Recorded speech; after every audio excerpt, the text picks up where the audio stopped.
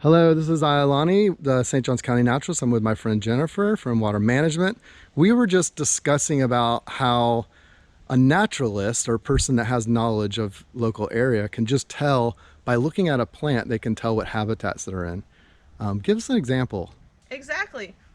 So when we think about wetlands, there are three things that have to be in those wetlands, and one of them are plants that are able to live with their roots flooded. So Right. not all plants can have water around them all the time. If you've had a house plant that you've watered too much, you would be familiar with that. And so one of those plants that as we were walking along, I said, oh, I absolutely love this one, and it's actually in bloom, is a lizard's tail.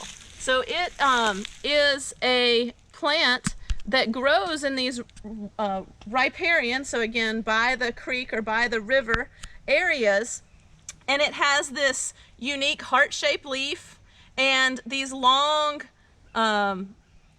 Like lizard's shoots, tails. lizard's tail looking Right? flower inflorescences. What color is the flower when And they come out? the flowers are white, and so that one actually looks like it has already bloomed, and these are the fruits that are on them. But they create these nice patches of lizard's tails, and so they'll all be blooming all at once.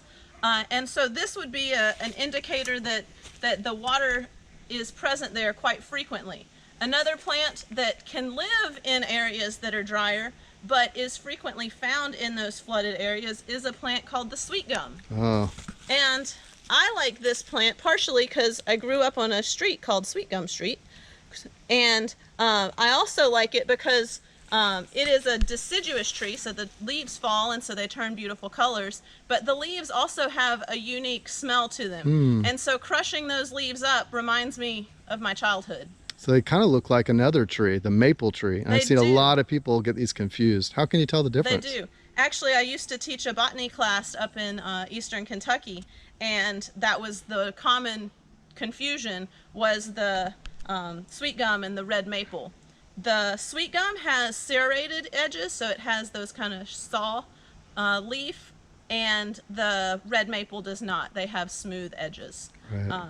But they both are palmate, so they both have that venation that starts at one point. That one also has like a star, and the red maple's not quite a star. Right, it's usually more three Yeah, lobes. and this one has definitely 5. Right.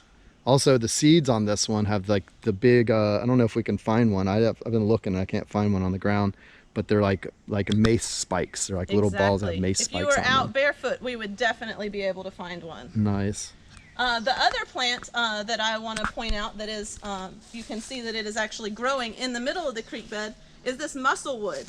And I like it because it is one of the, when I was in school at Auburn, it was one of the ones that we always had fun finding because it has these doubly serrate edges.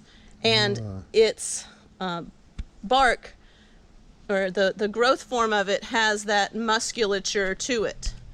And these trees don't get to be tall, and they're more of an understory tree, so they will always stay rather short. And you can actually see the almost like veins and muscular type bark that's on there. Exactly. Obviously where it gets its name. Exactly. That's cool. Thank you for sharing with us on a few plants. Absolutely. Let's keep hiking. Sounds good.